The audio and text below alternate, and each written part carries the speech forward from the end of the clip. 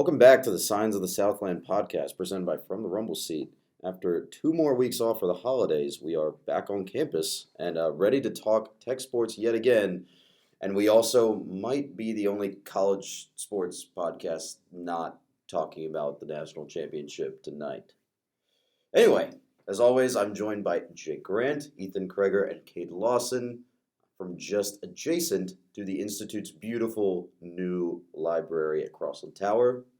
How is everyone doing to open up another semester at the Institute? Doing fabulous since I actually have room to study now. The AC's not permanently on in my apartment anymore, so that's pretty good. Is that a good thing or a bad thing? No, it's a good thing considering it gave me pneumonia last semester and I'm recovering from that concussion well, so, it's a good time. Sparkly. Oh, yeah, just great life. Anyways, Cade, how about you? Great. Fantastic. Just great? Yeah, fantastic. Just great? Fantastic. Oh, boy. Things are swell. Well, everyone's feeling swell, so let's get right into the swell things that are going on the flats. Mr. Grant, what is going on the non-rev side? We're not talking about this, no. No? No, it's too sad. I'm sad. Women's basketball is doing all right. They got smacked by the defending national champions.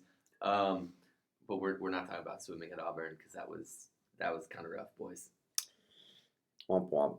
Yeah. But in other non-rev stuff, baseball schedule was released over the break. Ethan, I know you had some thoughts on that once it was released. Yes, I did have some thoughts. I loved what Danny Hall put out as our new schedule this year. In the past, we've led into ACC play with series against Radford, Dartmouth, UIC, Bradley. Hey, that wasn't a series, and go Braves. Single game series, whatever.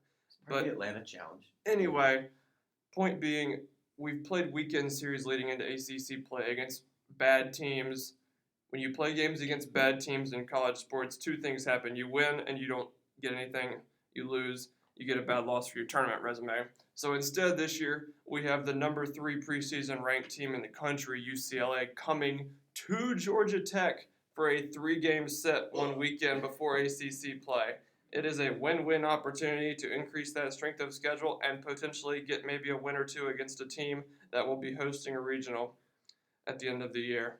And that together with another series against Northwestern, who is bad but could be improving this year in the Big Ten, and games against Georgia and Auburn make up a great non-conference schedule. When you combine that with our series against Clemson, North Carolina, Louisville, and various other top ACC teams, we should have a top 5 strength of schedule this year, and if we win 30, 31 games, we'll be right there on the bubble. Hey, that's what I like to hear. Yep. Making the postseason would be nice. This would be the first time in 3 years. Mm-hmm. People look at men's basketball and they're like, oh, Georgia Tech needs to schedule better. But when you look at what Danny Hall is doing here, or our football schedule always, well, part of that's built into it. But like Bruce Hepler and what's his face, Rodney Harmon, they don't pull any punches when it comes to scheduling. So Georgia Tech, this isn't some like broad thing that needs to be addressed. And I think that when you look at what our most successful teams are, when you look at how golf does, when you look how women's tennis does, they're playing quality non-conference opponents. And you look at what Danny Hall's trying to do here, and those boys are going to get better no matter what happens. Right. When those games are There's no downside to playing that 3-game set against UCLA. Even if you get swept, you get your team ready for the week in, week out grind of the ACC. Got to play 3 games against a tough team every week. And just from like the historian kind of vibe that I like, I love that we always have the home and home with Auburn because just I don't know, it doesn't mean a lot in the grand scheme of things other than playing a quality team, but like I don't know, it's good to still feel connected to that past. You know? Yeah, and as more of the numbers guy, it's good because they're good. They're going to be another tournament team this year. They got to a regional final last year, so it'll be good to get a game here and a game there against them. How does the rest of the ACC shake out? So Clemson's good. Yeah. Well, Clemson lost. Clemson is good. too. Carolina is definitely head and shoulders above everybody in the Coastal this year. I would make a second tier in the Coastal of Duke coming off a super regional appearance, Georgia Tech with lots of potential on the mound, and Miami, who's bringing in a great recruiting class and always has talent. They'll have a new coach this year, though. Yeah, so that's what I was going to They're going to have that Did he to step work down through. or was he retired? He retired. Okay, that's what I thought. But then you're going to have Pittsburgh, Virginia Tech bringing up the rear. Virginia's a bit of a wild card. They've got a lot of new faces, and they weren't real good last year, but I think they're going to be behind the Miami, Georgia Tech, and Duke group in the Coastal as well. All right. Well, sounds like we've got a clear path to success Yeah, cut the out Coastal's for us. not that strong this year. Yeah. So it's up to Danielle and the boys to see that out. Jackets are preseason 17th That's Yes. correct. in the I forget what Baseball America poll, right? Baseball America. or They were World high on us. Baseball. They were high on us 2 years ago. They had us in the top 25. We didn't make the tournament. They were. I don't know if we were in their top 25 last We year. weren't in their Fab 40 preseason last year. Okay, so maybe they learned. I was gonna say. I just remember coming into my first baseball season on the flats, like, oh, hey, we could do something. But like this is even better than that. So hopefully that kind of This live team up to that has some potential. different elements than the team 2 years ago that vastly underachieved. Yes, the pitching definitely seems better. Just knowing what we what we return, let alone Bartecki and a couple of the other additions we could make. We've got some transfer pitcher, a couple other freshman pitchers who should all see time on the mound. And I like the new vibe from a new hitting coach. So we'll see. Yeah, see so how that is God, I forgot his name. Ramsey, right? James Ramsey. Yeah, James Ramsey from Florida State. FSU. Yeah. Yeah, Two-time all academic player of the year or something like that for the and ACC. then he was Or also academic All-American. I don't know. I'm not sure. That's Cade Tech though. yeah, Yeah. and he was also a first round pick. So all in his favor. Yeah. Had like 3 very successful seasons with FSU a couple years ago. He's very young too. So injection of youth doesn't hurt. May I have your attention, please? The building is now closed to visitors who are not escorted by a member of the Georgia Tech community.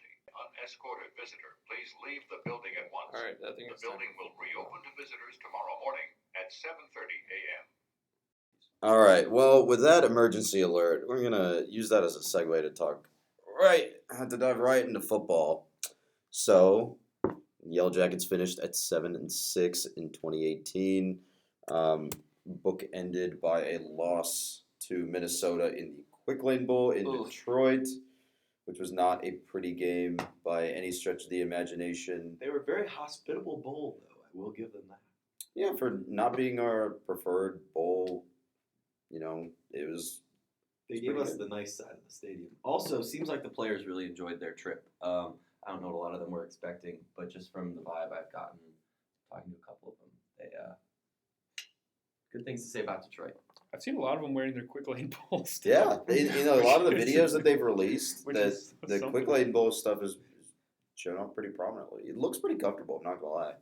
If you get good gear, and they seem to have them doing fun stuff, so good for them. They sat us on the nicest side of the stadium, so thank you, Quick Lane Bowl people, for the loss. I'm glad the boys had a good time.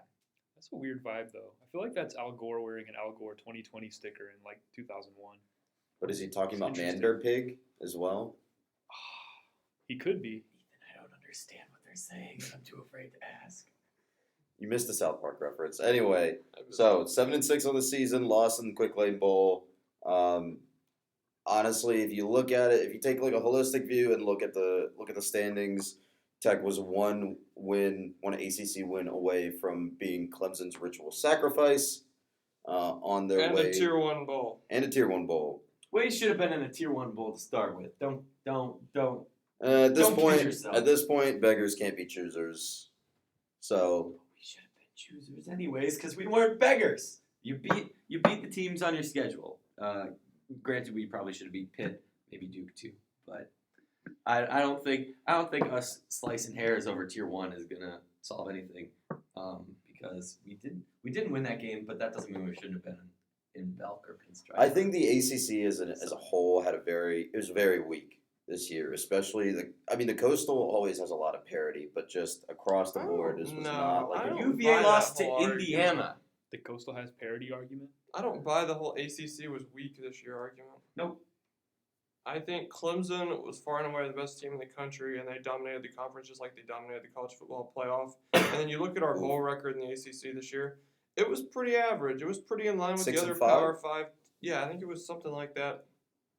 And all this talk about the ACC being the worst Power 5, I just don't think it's true. The 7-5, 8-4 teams in the ACC, for the most part, save for Georgia Tech's disaster and NC State's disaster, performed real well in their bowl games, and Miami's disaster. Okay, those three. Other than that, the middle of the ACC did very well in its bowl games. I think UVA cleaned up against the middle of the Middle of the SEC SEC. pack, South Carolina. So good for them. Yeah. I think when we talk about the ACC top to bottom, and this is something that I think Bill Connolly touched on in his preseason preview of the ACC. There's Clemson at the top at number 1, and then 2 through 14. Who knows? That's Yeah. just how it's been. There's no it used to be that FSU was that number 2. Syracuse. You can In count college. on UNC being down near 14th, but besides that. But in general, those last 13 slots are just you could honestly flip a coin for all of them. Yep. And figure it out. Anyway, back on the subject of Georgia Tech. Again, one win away from being Clemson's ritual sacrifice. Most disappointing losses of the season. USF definitely. Pitt, I would say, being that one game that was winnable. Yeah. And that could have sent us to the ACC title game. Duke, I would say also for that being on homecoming. They're a bad matchup for us. Though. Yeah, Cutcliffe always plays us well, and I don't necessarily agree with the opinion of some fans that say that Duke is still a guaranteed win. I know, Cade, you've talked about this a lot. Dumped as well. money into their program. You can't ignore that. Yeah, exactly. So it's not a guaranteed win like it used to be. Wake Forest did absolutely shaft them at home in front of about 7 people during rivalry week. Though, Duke was a very weird team this season. They beat a very good Army team to start out the year, and then I think They won had a their couple bowl, more good right? wins. Yeah. They did They beat win their bowl. Northwestern, They right? killed Temple in their bowl game.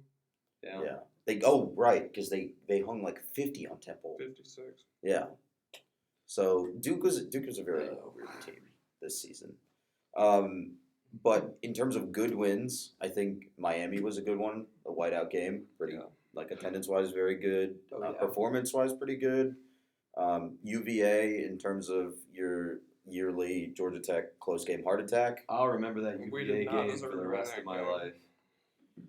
Yeah, that probably took a couple years off my life, especially the blocked and in kick. Yeah.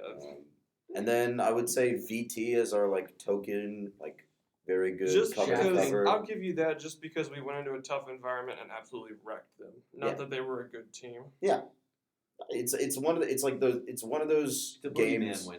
Yeah, it's a boogeyman win. It's our yearly cover to cover complete game Mm-hmm.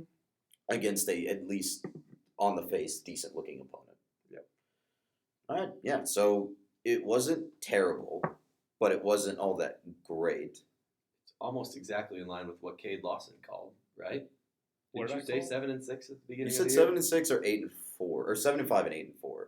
He didn't put a bowl record on No, it. I thought it was 7-5 It or was 6-6. definitely not 8. It was either 7-5 or 6-6. I got pretty much every game wrong because I know I said we would beat South Florida, lose to Miami. It was a So- weird. Yeah.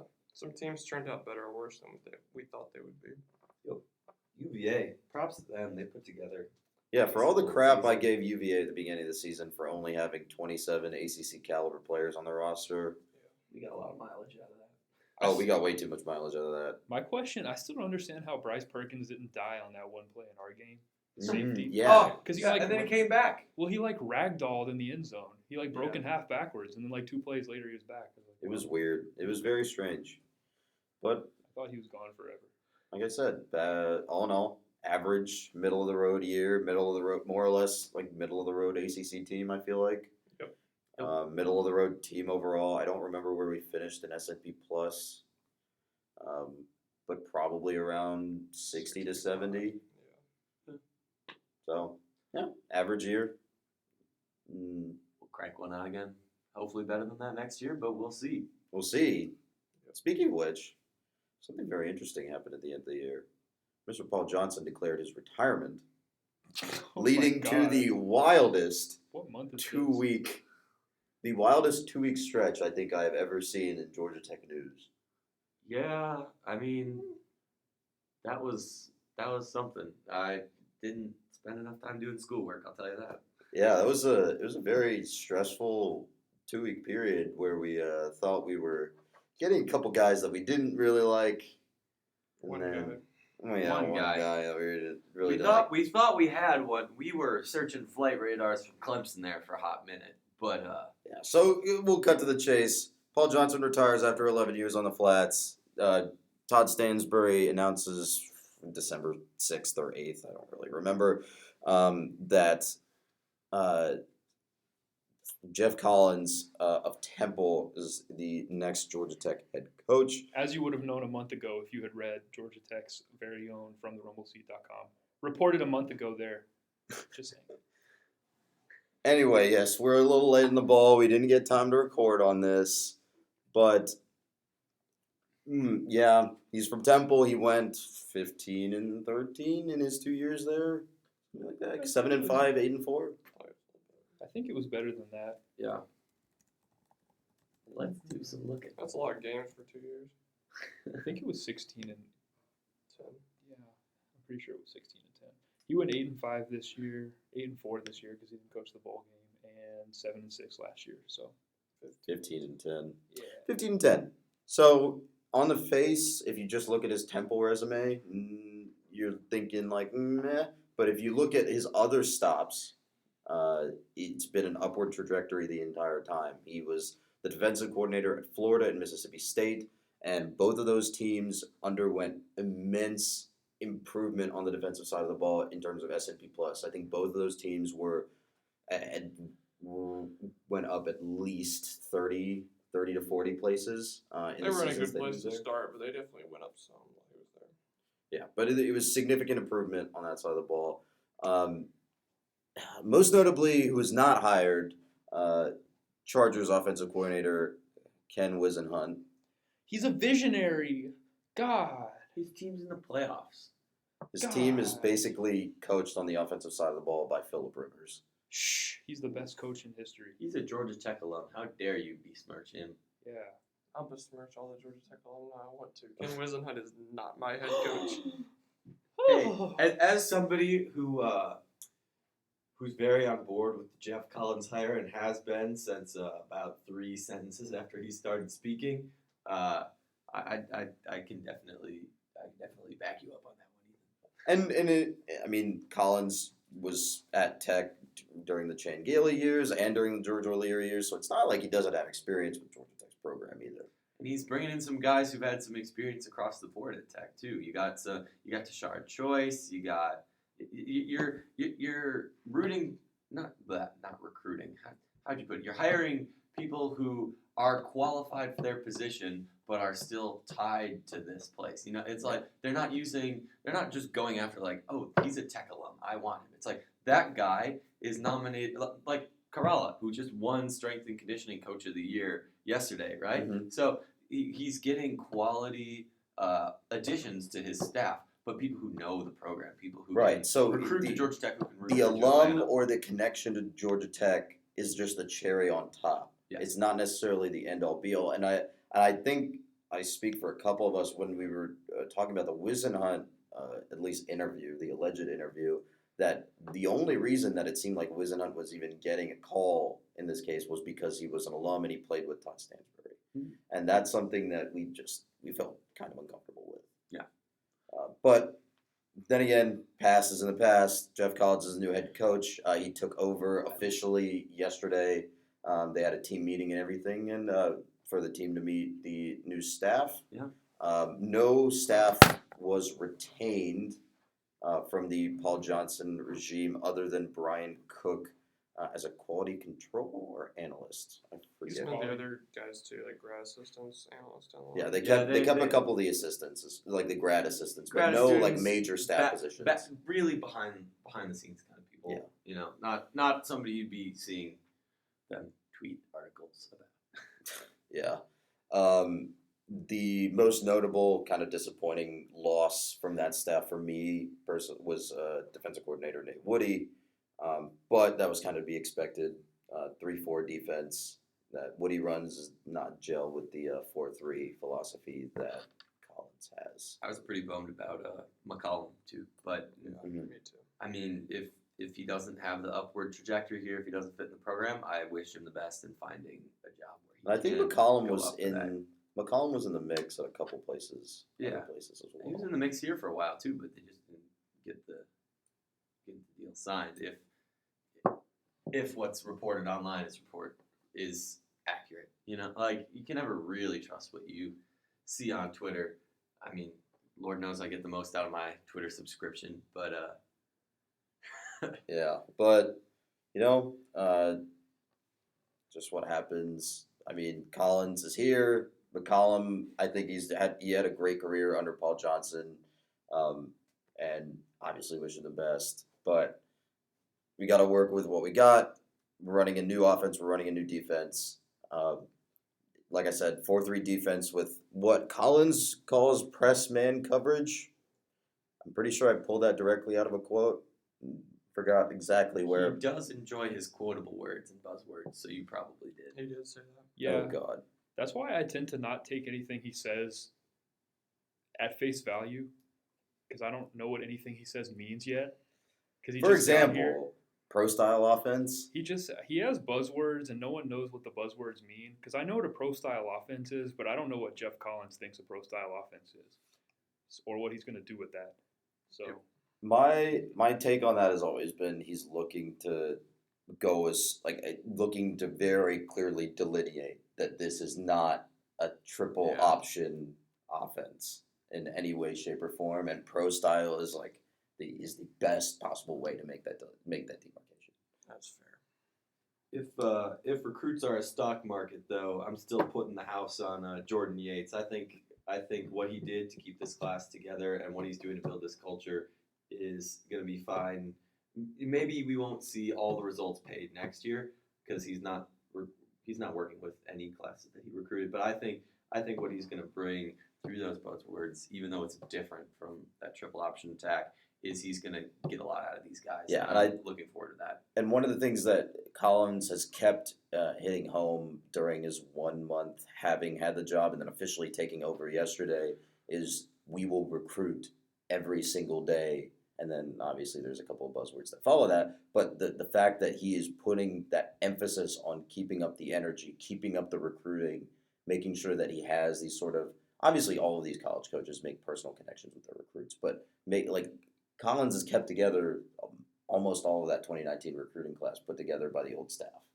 Yeah. And I think that itself is his first to win, making sure that all those kids that have talked about coming to Georgia Tech, they have committed to the school, not necessarily the old staff and the old style of offense. And there's one word for that, and that's charisma. And if he can connect to kids like that, Todd Stansbury said this in the introductory press conference. I'm pretty sure Jeff has too. Yada yada yada. Jimmys and Joes, not X's and O's. If you're getting these key players, if you're making bonds with them too, then that's how you get them to come to Tech, and that's how you make a difference on the field when you have better athletes. And then you got to train them, you got to coach them. But if you're starting from this base, then your ceiling is that much higher. there's another word for it too, and it's swag troopers, and it's the new N word. I'm a swag trooper. What about gold-blooded, Cade? Are you gold-blooded? We're talking about the real Money issues down right now. GT. Money down GT, another one. It followed me on Twitter today, and I was ecstatic. But we are all swag troopers. Never forget that. I wonder who's going to be named the swag coordinator.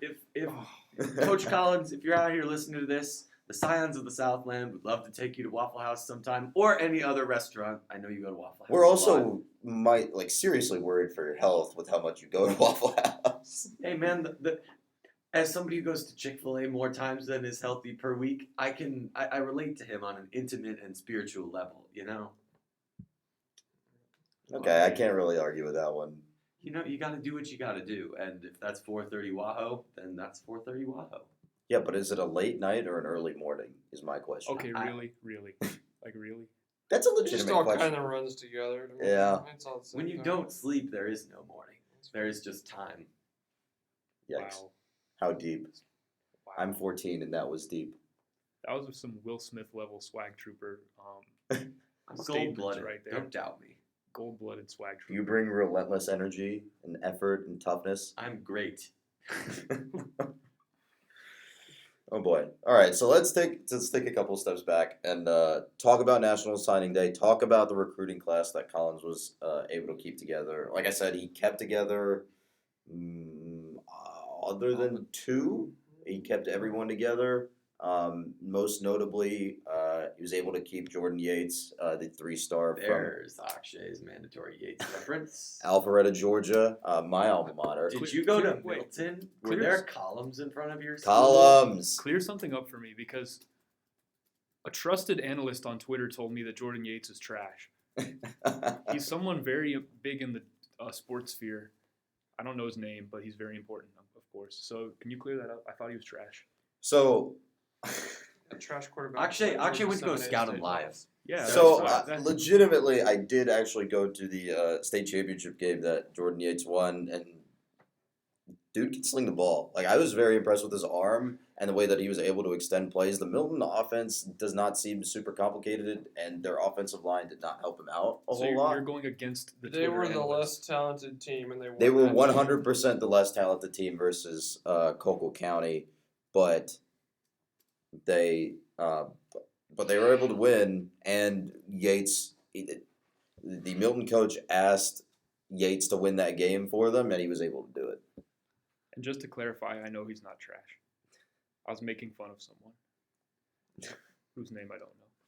Yeah, I Yeah. think the biggest thing Collins did besides keeping the class together too was flipping Amarine Brown. Mhm. I guess technically it wasn't a flip because he was uncommitted, but we sorely lacked depth at slot receiver. Since we had big receivers and our best A-backs have now graduated, I was really unsure what direction we were gonna go at slot receiver next year. But we have Amarine Brown, I think I'm pronouncing his name correctly, and Kalani Norris, who will both be in line for time at the slot position as true freshmen. So hopefully one of them will step up this year. I think keeping Tony Amerson too, especially in terms of recruiting other kids, like Yates and Amerson were the two guys really staying in contact with the other recruits, and making sure, like, hey, and talking to them and making sure that they were ready to come to the institute. We have so many running backs though that somebody's just gonna get squeezed out. Hey, but the depth chart, which doesn't exist anymore because it's now above the line. ATL. ATO. You know what's weird to me is taking a guy like Brown, because we haven't taken someone like him that's so small at wide receiver ever. As a former Wake Forest fan, I remember when Greg Dortch committed to Wake Forest, watching his highlight tape and wondering why on earth was he a .86 middle the pack 3-star on 24/7, and then lo and behold, he's probably headed for mid first round to mid second round somewhere in the NFL draft this year. So I mean, if Brown is anything like Dortch, I'll take it. yes, I'll 100% take it. his Dortch, highlight tape resembles Dortch. Dortch made that engine at Wake Forest run the last couple of years. Yes, he did. Very dependable. Yeah. Guys that enrolled early, we have Yandwin. I think that's how I pronounce his last name. He's the best guy in the Sounds country close. of Belgium, right? Yeah, he is the number one recruit in the nation of Belgium. Jordan Huff. Yep. And then Brown, also early That's cool to enrolled. see. And then the two grad transfers in the class, tight end Tyler Davis from UConn and offensive lineman Jared Suthers from Vanderbilt, also enrolled this semester. So yeah, I mean, overall, I think it was a pretty solid class. Immense effort from Collins and the old staff who were Props working. to them. Props to them for working even when they didn't know if they still had jobs. Yep. Especially. Yep. But everyone pitched in. We got the job done, and I mean, I think we're set for the next couple of years, even though it's going to be a transition period. That shows the commitment to the school above anything. What those guys, not just the recruits, but what those coaches did, and that shows a lot about the character of the program. Paul Johnson ran himself, and I think, yeah, we're going to do great things under Jeff Collins. But one more time, thank you, Paul Johnson. Yeah, You did great 100%. things. The anti-Cliff Kingsbury. Oh, that's a recent Hey, move. Cliff Kingsbury Cardinals. and Manny Diaz. What was your Oh, favorite? undefeated. What was your favorite memory of the Cliff Kingsbury offense at USC? They never dropped a pass, bro. True. It was really special. No Heisman They also winners, never though. ran the ball, which is less of a surprise. Yeah.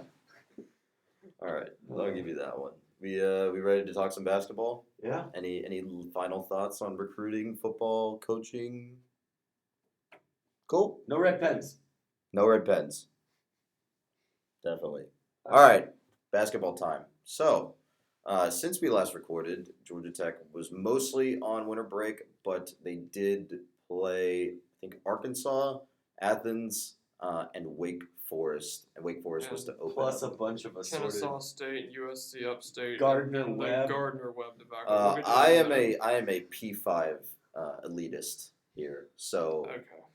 He's underinformed about sports. no, we talked about Gardner Webb the last time we recorded. Oh, you're right. We did. We also We also talked about Arkansas. no, though. we previewed No, we that. previewed Arkansas. Arkansas came after Gardner Webb. Yes. Wow, I was home for a long time. Yeah, it was a 3-month break, bro, or 3-week break.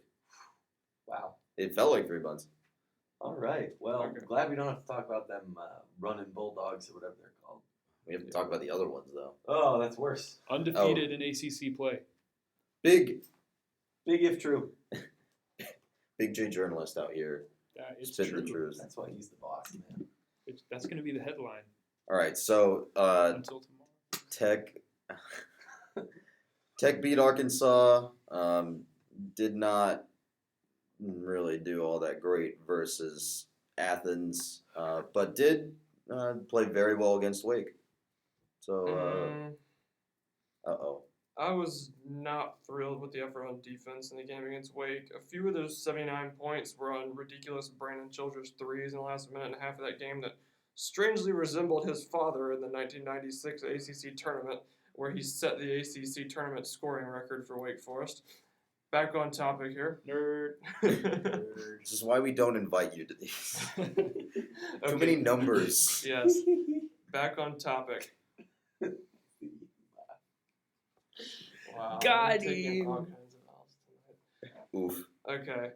Anyway, Brandon Childress tried his best to pull him back into that game. He did not succeed. He almost did. But, yeah, He definitely almost did. for stretches of that second half, the attention to detail on defense was not where it needed to be, and they're going to have to clean that up before Virginia Tech comes to town tomorrow night because they are a ruthlessly efficient machine on offense. They were a ruthlessly efficient machine last year on offense, and they weren't nearly as good as they are this year. So that was something to see, and they're not going to make it any easier on passing in the squad tomorrow night. I'm jealous that they got Buzz Williams a few years ago. I can't believe he's been there for 5 years now, actually. That surprised me. Hey, you Won, only As had an what, 2 aside. games his first year, and it's been a slow build since. So 2 games Yeah. in his 2 ACC games, I think, in his That's first what 2 it was. years. There's not many coaches like him that could elevate a program like he did there. I was surprised they were able to get him away from Marquette like they did. Mm-hmm. Power 5, bro. Yeah. But Marquette's a good program. I mean, Big East is right there in basketball. But For sure. Yeah. I had some more thoughts. Oh, yeah. That's what they were. So after the Virginia Tech game tomorrow night, if Georgia Tech is going to make a move in ACC play, it has to happen now. Virginia Tech is tough tomorrow night, but they don't have the kinds of wins that justify them being in the top 10. And it's to be determined if they're really that good. So, you start looking ahead. Virginia Tech tomorrow night. The next 4 games after that are Syracuse, Clemson, Notre Dame, Louisville. You gotta Those beat are Clemson and 4 Notre Dame. very mediocre teams in this league, middle of the pack to bottom of the standings. So you look at those first 6 games. We're 1-0 now. You gotta be 4-2, I'd say, to give yourself a chance heading into games with Duke, Carolina, and somebody else right after that. If Georgia Tech's going to make a move in the ACC this year and finish middle of the pack, 4-2 in these first 6 is imperative, I think, at least, if not 5-1 with what's ahead. Yeah, the issue with starting off with all your easy, super hard games is that you know exactly where you stand after those are over. And so, This is the key stretch right here. yeah. So if you don't go, I think 4-2 is probably fair. Yeah. At least 4-2. Then you already know that you're kind of out of things, barring like a miraculous turnaround that turns you into a team that can suddenly contend with actual teams. Right, because we get Virginia Tech and Florida State twice this year. Oh, man. And both of them are looking. I mean, They're BT, on- we already talked about BT, they're but peaking. FSU is definitely peaking as well. The year Notre Dame and Clemson decide to finally taper off, we get Virginia Tech and Florida State, who are having best year in years. But Bum, bum, anyway. bum. I miss the good old days of being in the basement with Virginia Tech. It's just us chilling down there. It's the reverse of Every football single back then. time. Huh? It was a reverse of football back then. Yeah, it was. Wake's below us. Oh, Bye, way Wake. down there. Bye, Demon Deacons. They got some long way to go. You only got Wake a was down by, motorcycle, what, but we 30 got a versus 4 mile Duke away. earlier? Yeah, Wake was down by 30, and then Duke put their walk-ons in, and Wake didn't, so the final margin was 22, but it should not have been that close. I love garbage time scoring. Remember when we lost to Duke by like 60-something points a couple years ago? Don't bring that I'm up. pretty sure I was at that game. It was on the road, so At you Cameron probably and were. Oh, it was at Cameron? Yep. Yeah. Fake Oh. news. No, I remember this now. I thought it was the one. I thought it was the Strikes one again. last year at home. No, Where we got hammered. I vividly recall where I was during that game. Uh-oh. Oh, boy. Anyway. Yeah. We're not talking about that. All right. I didn't look up the line on the VT game, but I it's saw probably VT by 5-7. Okay. Okay. Put the house on the Hokies. If I had any money left, I would put it on that. But alas. Home court means a lot in the ACC and college basketball. 8. VT by 8. Oh, okay. That's better than 5. all right. So if TV Teddy shows up, then you know that's gonna be right around that nice 8-point margin. all right. Give me some picks here. Cade. Just for the game tomorrow? Yes. I don't know. I feel like Georgia Tech can win the game, just because I'm not going to be there. Probably they'll decide to win that time. I don't know. I can see it going either way. I think it's either going to be a blowout for Virginia Tech or Georgia Tech's going to somehow win the game. But very close. Yeah, but very close. Mhm. I don't see much competitive Virginia Tech win type deal coming out of it. The last time I felt this way about a game, we wound up blowing out Florida State, a ranked Florida State team in the middle of the week. So you never really know what's going to happen. Thriller You dome. don't. I just am afraid that people are reading too much into how good Wake Forest is not, because they're not. Oof. Yeah. But I'm not so optimistic about this game tomorrow night. Virginia Tech, while they lost to Penn State by 1 point and they don't have any great wins, Ken Pom loves them. They're top 10 in Ken Pom. They've done what they were supposed to against the bad teams on their schedule. And I think Oof. they are one of the few teams in the ACC that Georgia Tech will see that is better than Georgia Tech in the backcourt. Oh, Justin dear. Robinson and Nikhil Alexander-Walker are a problem, and I don't think Georgia Tech is going to be able to slow them down enough to hang in this game tomorrow. We don't have good defense as good of defense on that side either. So. I will note that there is no way to storm the court at McCamish Pavilion anymore, which is sad. Why? There wasn't any last year or the year Well, before I that. mean, like, when the people listening to this were probably at Tech. Oh, Because there's, well, I guess there's a goal, there's like the hoop in both The sides and the band. And it's all them not donors easily. that hate the students that sit behind them. Yeah, it's just not easily accessible to storm the court. So if Tech does win, is We'll tomorrow try- really we'll a try. court storming type game though? I mean, They're it's top top 10. If we They're could top 10, storm the but, like- court after Okogie laid in that beautiful layup, and we actually made a layup Oof. against Notre Dame in that nice noon Saturday game with a sold-out Thriller Dome, we're not storming the court on a Wednesday. But night was it a against ranked Virginia Notre Tech. Dame? I think they were ranked. That was Pretty part of the sure whole they like were. Pastner beat 4 ranked teams in his first year at Tech kind of dealio. So you mean Okogie beat 4 ranked teams in his first year at Tech?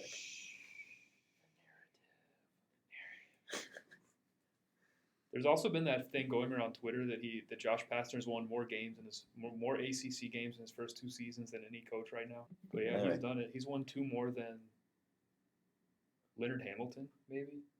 That's a name I haven't heard in a Well, long Buzz time. Williams was on there too. So was Mike Krzyzewski.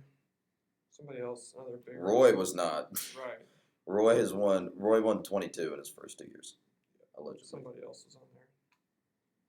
Did you say Buzz Williams? Yeah, Buzz Williams. Maybe Jim Larinaga. Might have been Larinaga. I'd have to pull up the picture again. Boeheim. Larinaga, what a guy. Boeheim and Roy. Boeheim were came not into on the there. league an established coach. There's no way he's on. Well, also, yeah, he was coaching them in the Big East. So yeah. womp womp. All right. Anyway, other basketball news. USC forward Jordan Usher transferred to Tech after being kicked off of the USC team for team rules violations? Yeah, it was not very specific at all. Yeah, it was very vague, and I'm very interested to actually hear about what they were. But how do we He's feel exactly about the that? kind of guy who goes so well in our offense. Guys with size who are also athletic and can handle the ball. We haven't had those in a while, and they're the difference between us and the teams at the top of the ACC. When you look at Duke, Carolina, those teams. So I'm glad we finally got somebody who can score and has some size inside as well. And he should be eligible after fall 2019. Yep. So he'll be out for all of the 2019-2020 non-con, more or less. But he'll be available as soon as January rolls around. My question is what you have to do to get kicked off of Andy Enfield's team and then welcomed onto Josh Pastner's team. Yeah, That's I'm wondering like- the same thing. That's a little bit backwards. Yeah. Who knows? No one ever said. But he's here. He's ours, and hopefully he does very well. All right. Anything else? Nah, give him the offseason update. Uh-oh. Anything? All for me. Okay, cool. So, a little bit of a schedule change for the off season. We'll probably do a podcast once every 2 weeks, just so we have a couple more things to talk about, since there's not a football game every weekend. And one thing we'd really like to know is, what do y'all want to see? What do you want to hear us talk about? Food, politics, religion. Maybe not those things. Maybe food. I'll do food. We've got some fun stuff coming up from the Rumble seat come March. Just putting that out there. Just you wait. You'll see. There's fun stuff. I think we should go back to doing alumni power rankings for schools. We did that one time and cut like 6 minutes of it. It was, that was fun. It was fun, but also mildly inappropriate. We could talk just like Georgia Tech news, talk about buildings and the hot button takes of people on Reddit. Who doesn't love that? Twitter. We should do that. We should read angry Reddit comments on here. My dining experience didn't have the right amount of Gouda and bacon in my fancy mac and cheese. Who do I see? With bacon lardons. Lardons. Sorry, bacon lardons, not bacon. I Bacon apologize. what? Bacon lardons. Actually. I don't know what that means. It's like bacon, but lardons. All right, Come on. the new game, we read their Reddit username, and you have to guess whether they're pro or anti-sports. That's the game. Or maybe even their last three Reddit comments, and then you guess if they're pro or anti. Commentariat, I know you're out there. Get on Twitter, demand they hire Paul Johnson as our next president of Georgia Tech. Nothing can go wrong. All we need for that is sport. When they tweet or when they Reddit post sports, does it have an S or a Z on the end? Yes. Is it conjoined with sports ball? Sports ball. There are two acceptable ways to spend your money on Georgia Tech campus. 100% on sports, 100% on not sports. That's never mind. Never mind. My goal in life is to be that guy who got every single Adidas thing from the store for Christmas. You saw that on Yeah, Twitter, right? yeah. Oh, that is who I aspire to be. Man, I'm sure Athletics got in contact with him too to send him a couple more things. Just seeing how much free advertising they got from that. We can extort them. I think salty about that. I mean, I didn't say they did. I just said they could have. Athletics, if you're listening, we will wear Adidas gear during recordings to broadcast or to promote it. We will say Adidas. Apparel deals for podcasting is all the rage these days. We just got to do like a video podcast where it's just Akshay staring into his notes the whole time. Yeah. Perfect. We can sensually describe what each other is wearing if y'all send us some clothes. Scions of the Southland ASMR. Stop. Please stop. Please stop. Jake puts his feet on the table, crosses his legs. Okay, none of that. All right. That's enough. That's Podcast enough. for All right, tonight. we will see you all next week. Thank you for listening.